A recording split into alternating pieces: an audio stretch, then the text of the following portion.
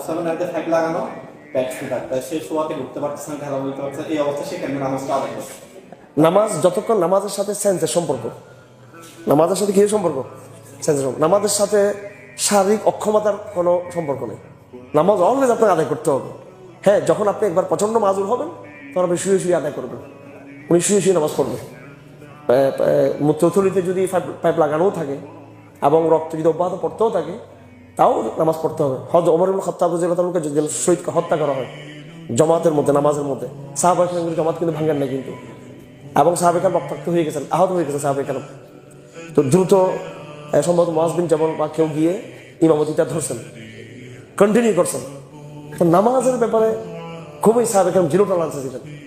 সেজন্য নামাজের কোনো স্যাক্রিফাইস নেই। সেন্স থাকলে নামাজ পড়ে ফেলতে হবে। আপনারা একদম যে অবস্থা থাকবেন, আপনি মাজুর হবেন, যেহেতু আপনার পেশাব পড়তেছে বা সমস্যা আছে, মাজুরের জন্য তো আল্লাহ পাক ফিরান রাখছেন, কোনো সমস্যা নেই।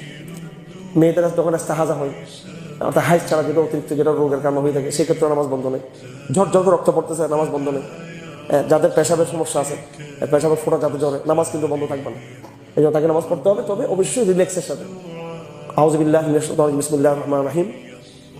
লা ইউকাল্লিফুল্লাহু নাফসান ইল্লা উসআহা। আল্লাহ পাক কেউকে সামর্থ্যের বাইরে কি করেন নাই, কেউকে কষ্ট দিতে দেন না।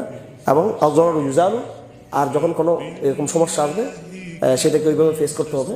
শরীর আমাদের রিল্যাক্স দিয়েছে, আমরা দাঁড়িয়ে পড়তে পারবো না, তো বসে পড়বো। বসে পড়তে না পারলে কি করবো?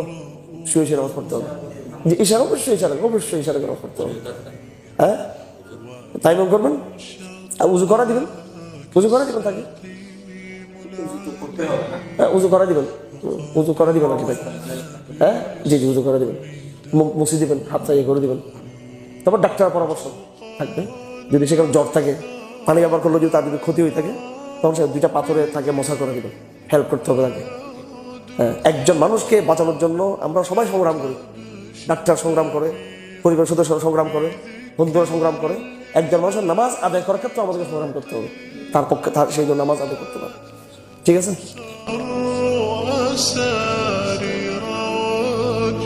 صبيح تسر